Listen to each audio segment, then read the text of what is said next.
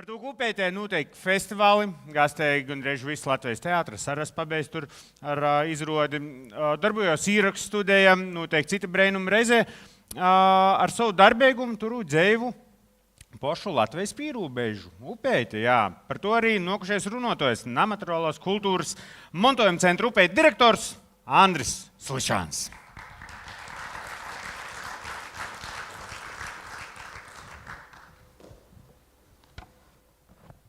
Man Edīte atļauj itamā mikrofonā. Vasale, man šodien ir sagojis tāds nosaukums vai folklorā izglobs latgalīšos. Es pīdāvu otro nosaukumu, bet Edīte tu izmantavā. Otrīs bija vai folklorā izglobs pasaulē. Tā būs mozs stos, bet ir to, zināt, folklorā ir dažādi žanri, viens no tiem ir stosnīcībā.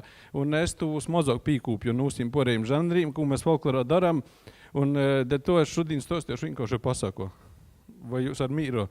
Es zinu, ka es tīši runāju pa vadām starp visiem runātājiem un atlikušajiem citiem būs jopamūdinoj tureiz, jo drūši var guļēt manās pasakās laikā.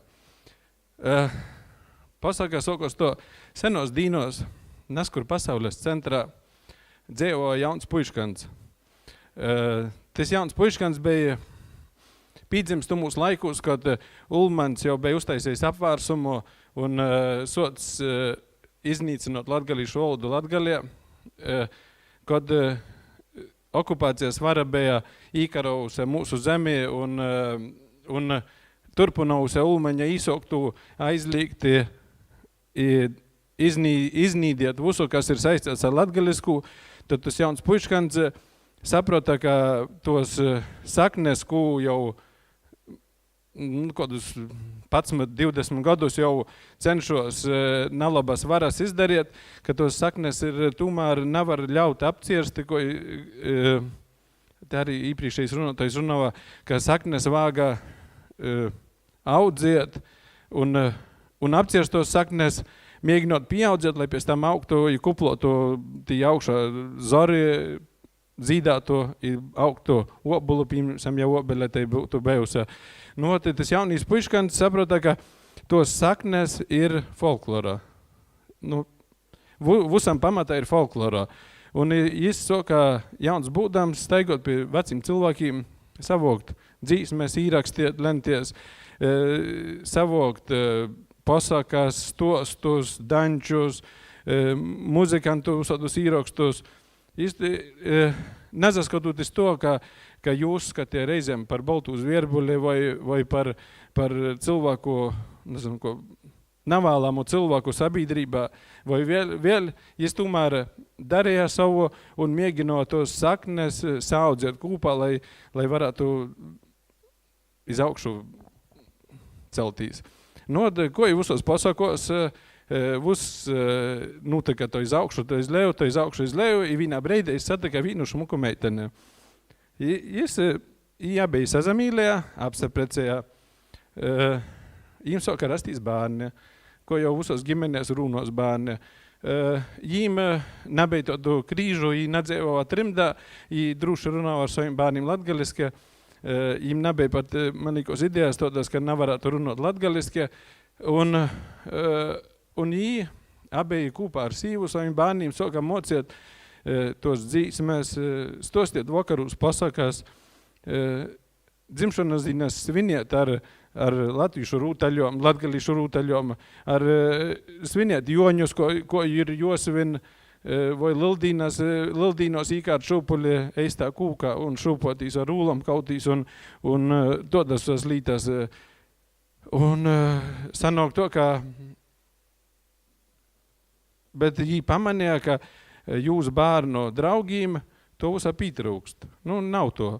Jīm, diemžēl, jī aug bez sakniem kaut kodā izdomotā pasaulē, sagrautā no okupantu puses, un izdomā, ka jāsāk strādāt ar bārniem, visiem porējiem, un sāk veidot tu lielu ģimeni, nevien savā ģimenē, kur ir 4 bārni, 2 lulī, bet arī visā kūpējā, kūpīnas ģimenē, un īsaistiet bārnus, un īmociet folkloru, stostiet pasakas, dzīdot kūpā, kopā ar sīvom mocētīs tradīcijās, gan visās izpējamās tradīcijās.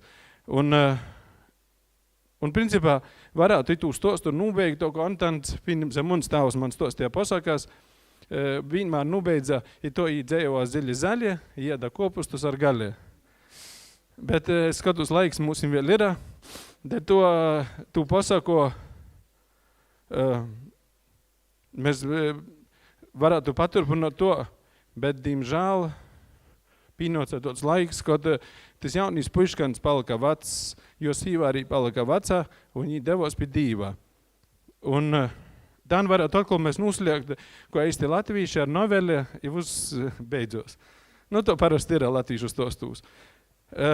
Bet sanoca to, ka mēs turpinot pasaku porīdām, es nezinu, kas tas, es neesmu filologs, kas tas skaitos, ka romāns, kurš ir balstāts uz dzēves patīsībām, ko jūs sauc? Biogrāfija? Memoāri, tā saukos memoāri. Un tad to jauno puškina bārni un dāls piekšņi palika to, ko bez mūra, bez sīnās, bez interneta tā paliktu. To, ko bez ChatGPT mēs palikām piekšņā. Un tad mēs atcerējāmies ka ko mūsim no bērnības bija stostāts, ka galvenīs ir kūpt saknes, jo kortīgs dorzinīgs vienmēr rūpējos, lai vasalas saknes būs, toreiz būs arī uzsporējis labs. Un mēs, protams, turpinām attīstīt folkloru. Mēs īgojam jaunos slīdies vai jaunā vilnie. Mēs saprotam to, ka folklora tikai dēļ sevi vai dēļ savas kūpīnas ir par maz, un mēs jau sākam vest orā, mēs sākam vest pasaulē, un pasaulē pie mūsim vest. Un līdz ar to pasaka vai stosts vai biogrāfijā vēl turpinājos, vienkārši vajag saprast, kas būs pēc to, ka nebūs tas, kas stosta par sevi. Paldies!